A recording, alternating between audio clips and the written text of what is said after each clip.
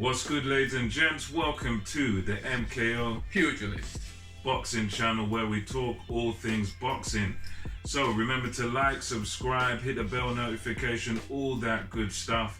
And right now, this is just our post-fight analysis.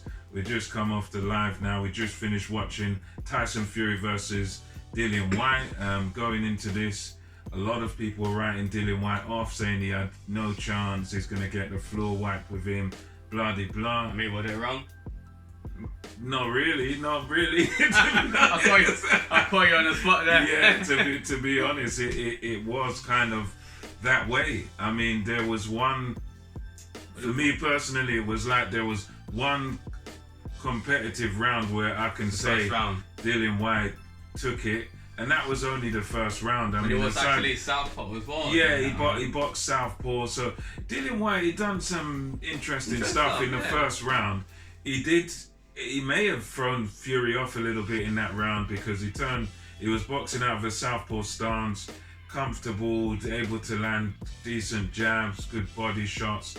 The only thing missing from him is a sort of an injection of pace. You know, he's quite slow with his feet and stuff. So very slow with his feet. Yeah, as it went on, second round, Fury gets back into it. I mean, what did you think, Kevin? I think the timing as well. Yeah. Say, was it like catching Fury coming in before when Fury was coming inside? Was obviously holding it, hugging him because he doesn't want Whyte to throw his shot like in the mid range or in close range. So what Marvin said is like before he gets in, just let go of that body, like something like throw something, you know, exactly. On your way in, just rip those body with uppercuts and hooks. And his timing wasn't there. He didn't have the timing. His hand coordination to his feet coordination wasn't there, and that's what I feel like he needs to work with. Like someone like Fury has amazing footwork. Yeah, he makes you go in a direction like you shouldn't go. Like he feints you to do it. He set you up to go like to the left, even though he's gonna go to the right. You think he's going to the left, you're going to like cut him off, then he or suddenly switch to the right, and that would just throw you off balance, and then he gets you. You know. But yeah, I did. As Marvin said from round one. He kind of like confused Fury because he was using southpaw stance, and he was using that right hand southpaw to the body, a lot of jab to the body, right hook to the body. And worked a bit for him. It was actually good. I thought it was going to continue with that, but Marvin actually predicted that it was going to switch back to orthodox to also confuse Tyson Fury further down. But I feel like Tyson worked against him, didn't it? In the end. Yeah, exactly. I feel like that's what. The type of that's what Tyson Fury been training for. Yeah, because Dillian's not known for that stuff, exactly. is he? So yeah, and after that, really, the fight was just going to Fury from there onward, from round 2 onward. Even though the scorecard they did give it to Fury as well, but we kind of gave the first round to Whyte, and that's our scorecard. But from round 2, the fight was literally you couldn't give Whyte anything really. I mean, it was like the distance control was amazing by Tyson Fury using that looping left hook to the body, jab to the body, look every time. And just leaving it there sometimes. Just leaving it out there. And he had no control how to get past the long jab, you know. He should have used his head movement a little bit more to get in. Feint, jab, as you said. Yeah, you got to jab and try and move your head to get in. And Whyte just didn't have the answers. And he was kind of very one-paced. He didn't have any injection of pace in his fight. He was just one-paced and and it was just, it just looked far too slow, because that was his problem he always had. He did have some success, he did land some shots, but it was always like it was sort of too little too late, because he would jab sometimes, would double jab, but even when he's double jabbing, he's sort of coming square and he's vulnerable, and the Fury's still able to hit him with a little counter.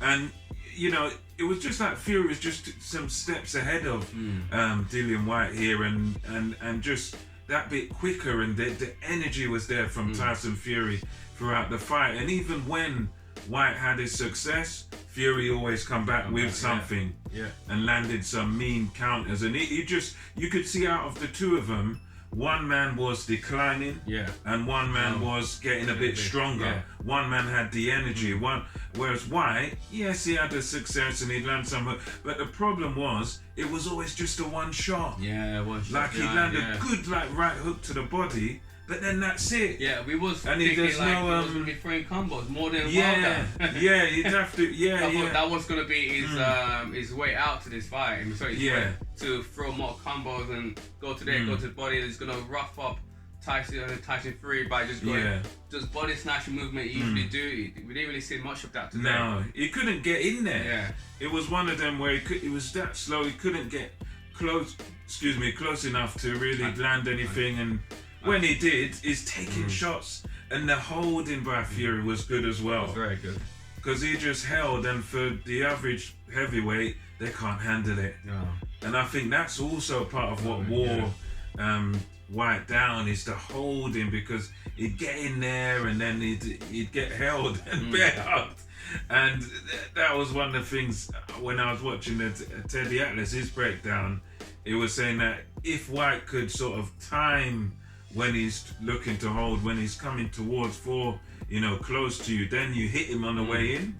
Yeah. And that's something maybe White could have done. I don't know if he's quick enough to do it, but anyway, that didn't work out. So Fury was successfully able not only to sort of out-punch him, but he was able to sort of hold him, and even when Fury's not throwing punches, he's got that hand in his face, or he's holding him and preventing White from working. It was, for Tyson Fury, perfect performance.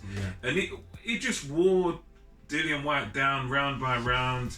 He was having success with good 1-2s, landing these hooks, and some of the shots he landed, if Whyte moved his head, perhaps he wouldn't have landed them, but it was just a case of one man was sprightly, quick, and all the attributes Fury had, he used them. The reach, boxing on the back foot, doubling the jab. It was just sort of punch perfect from Tyson Fury. And the end of the fight, what a great end it was. Uppercut, bang, straight through there, right in White's face. It was poking the jab. Dillian Whyte was right in the mid-range, right in front of him. And it was just like, use the jab to kind of blind him. And Dillian Whyte had this little cross your guard up there, and he just went between those. Right through the guard. Boom. Bang. And he just pushed him off, and that was it. Game over, man. Night. And Dillian Whyte trying to get back up. And the referee gave him a chance to walk towards him, and he just couldn't. He was going to fall over again. He was doing his canking leg. His leg was gone completely, and that was it, man. The fight was over. Even though you can see it like Tyson Fury from the background saying, he was saying, "No, just stop it. I don't want to punish this guy any further." So a fantastic performance by him. As far as what's next, we want to see, I think I'm with you'd agree with this, I want to see Fury versus the winner of Usyk and Joshua next. Amen to that. And then I think that's why I believe that maybe just capping. I hope he's capping about this just to make the fight even much better. Sell the pay-per-views. Make it like, Fury's gonna come out of retirement, he's gonna make a headline, use everything. The guy that was supposed to retire, now is coming out of retirement. We see someone that done it many times. Someone like Floyd, maybe taking games. Of course. And it's gonna be a big fight. It's gonna be a good fight. Like whoever wins that fight, it shows that it's gonna be a good fight with Fury. You know what I mean? Yeah. With the Gypsy. Because at the end of the day, yes, we can say theoretically he's the man now because he's been unified champ, he's been WBC champ. But never all at the same time. Exactly. So for my view, he's got to be the winner of Joshua and Usyk. I think if he beats the winner of Joshua and Usyk and then retires, if he doesn't want to defend or whatever, I think then it's more of a thing where, all right, we can say you're the best of this generation. Because I think right now, although yes, we can assume he's the best, until he's beaten the winner of Joshua and Usyk, we still don't officially know, because they ain't been in the ring, they ain't fought. So, that's what I want to see next. My thing is, yes, even though if he beat the winner of Joshua and Usyk, let's say Usyk won, for example, and he won the belt of Usyk, Let's say Usyk beat Joshua in a rematch, and then he fight Usyk, and then he beat Usyk, took all the belt, and should give Joshua opportunity to fight. Yeah, you fight could have belt, that. if he's That's still champion himself. viable. Yeah, you could still have that. Then defend that fight against Joshua, and if Usyk want to come back again, there could be a rematch. Those two would deserve a rematch. Oh yeah. For unified belt. Big fights. You know, that would be. So if he done that, I would rate him. Yeah. For sure. In terms of if you want to say you're the people can lose best. their belt. Yeah. So if you can show that I can defend his belt, I'm not just taking it, but I'm going to defend it. That shows you that I'm defending my home. Exactly. You know? So exactly. if you can defend those belts from those two guys after he takes it from them, then to me, that's it. And say no more. As far as the top guys, because that's who's at the top. Yeah, say no more. You know what I mean? Joshua's not technically at the top now because he lost that fight, but if he's still got the chance that if he wins, then he gets back to the top sort of thing. So I think right now, that's what we need to see next. Yeah. In terms of our generation, our time right now, that's what we need to see. But yeah, guys, let us know your thoughts in the comment section below. What did you think of this fight? What did you think of Fury's performance? Do you agree with us about what should be next against the Joshua versus Usyk winner? And until next time, it's MKO Pugilism over and out.